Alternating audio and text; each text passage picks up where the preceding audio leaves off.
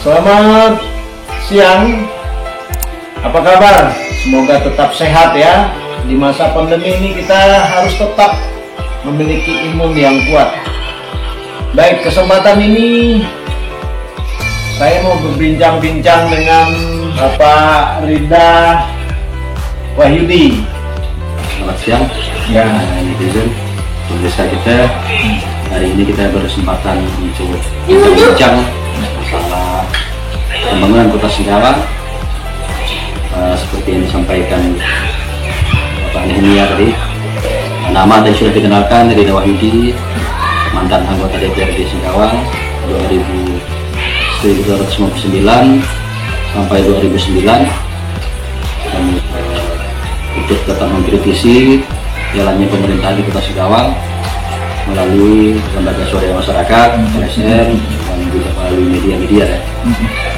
Nah, kemudian untuk sekarang saya pernah di lembaga salah satunya adalah di NTK Kalbar, Gerakan Nasional Pemberantasan Korupsi, sebagai ketua wilayah Kalimantan Barat. Kemudian Bapak menjabat ketuanya? Ya, ketua.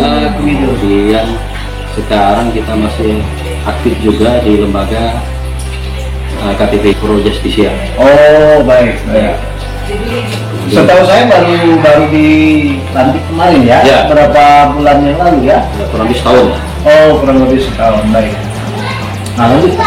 Kemudian untuk aktivitas sehari-hari sekarang kita adalah sebagai advokat. Oh, baik. Bantuan hukum, mungkin juga masyarakat yang memerlukan bantuan hukum kita. Silakan dapat menghubungi kita kalau memang diperlukan untuk konsultasi hukum. Apa saja, masalah apa saja?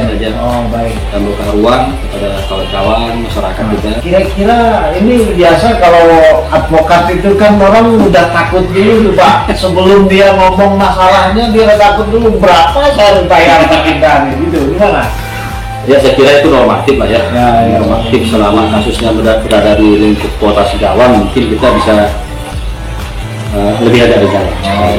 Yang penting kan tetap namanya bekerja ini tetap profesional pekerjaan. Tapi kita tidak seperti, artinya karena kita juga dengan latar belakang lembaga swadaya masyarakat, mungkin juga pertimbangan kita beda lah. Betul lah. Kita sudah mendengar beliau katakan bahwa ada pertimbangan ya. Dan minimal kan dikonsultasikan dulu tentang tingkat kerumitan. Kalau mereka bisa kita sarankan untuk melakukan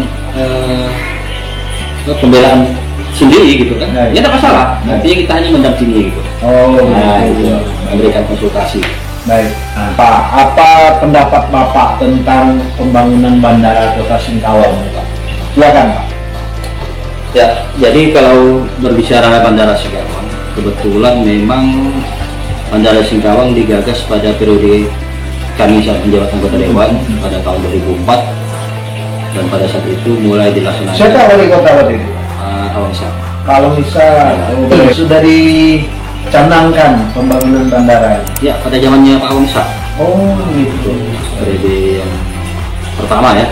Pak Awangsa pada periode pertama. Jadi sudah dicanangkan untuk pembangunan bandara Kota Singkawang. Dan pada saat itu pada tahun 2004 sudah dimulai FS Bandara dan Master Plan Bandara.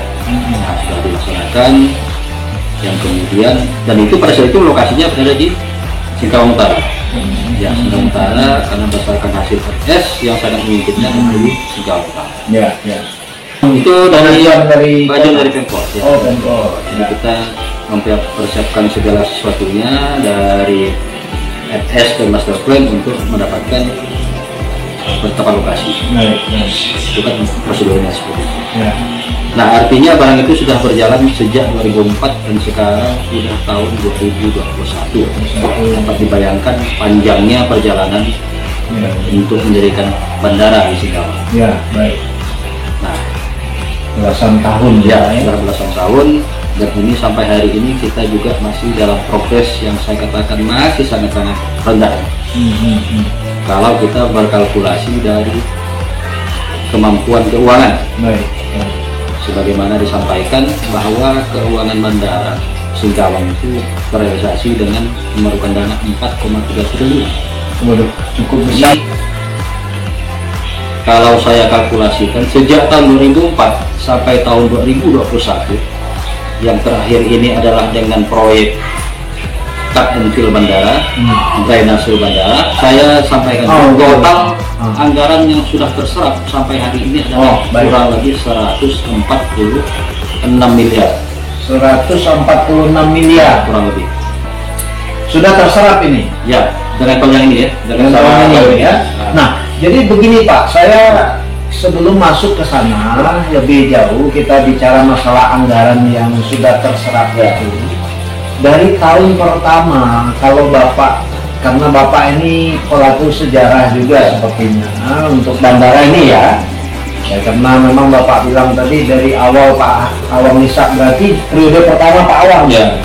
Nah, itu tahun pertama sejak dicanangkan bandara ini, penganggarannya itu berapa Pak? Sejak awal itu, Bapak masih ingat tidak? Kalau untuk FS dan master plan itu baru sekitar 3 miliar.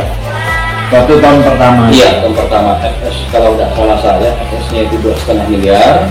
Kemudian master plan bandaranya itu 500 juta. Begitu ya.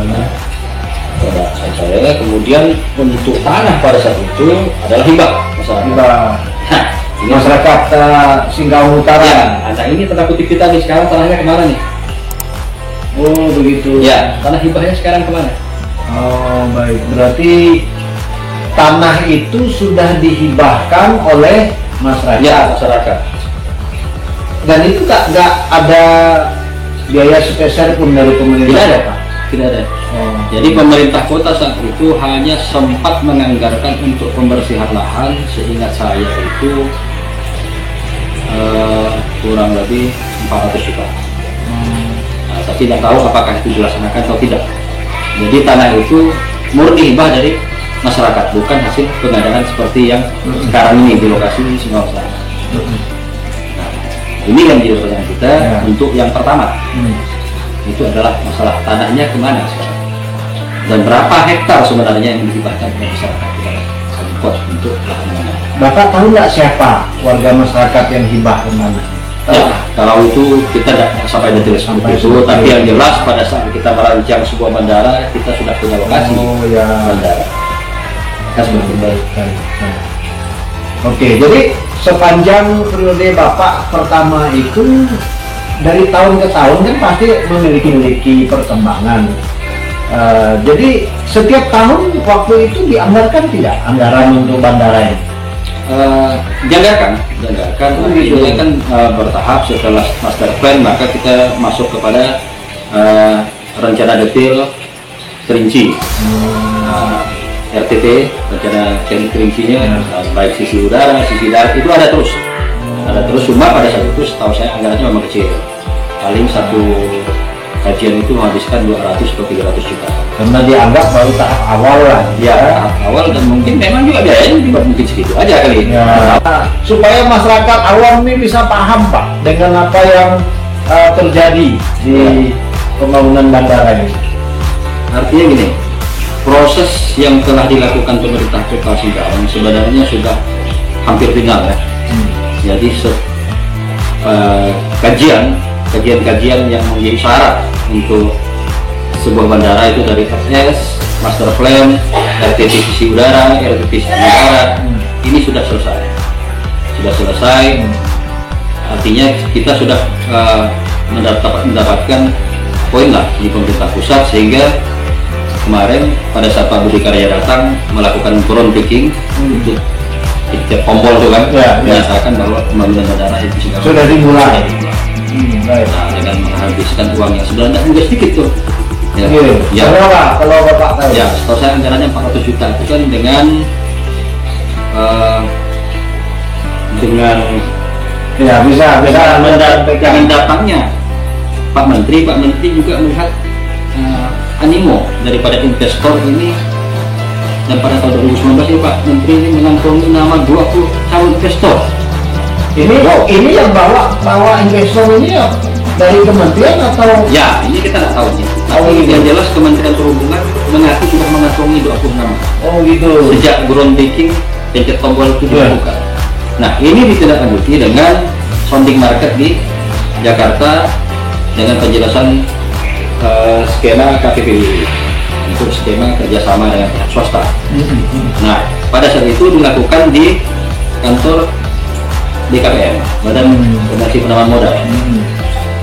Nah, di sini juga merupakan rangkaian daripada proses setelah groundbreaking di BKPM. Itu ada sounding market yang mengundang seluruh investor yang katanya tadi berminat, kasih dari luar negeri lah, Prancis, Jepang, ya, Cina, kan gitu. Dan itu juga dengan mengeluarkan dana jamuan yang tidak sedikit. Berapa anggaran kita? 600 juta.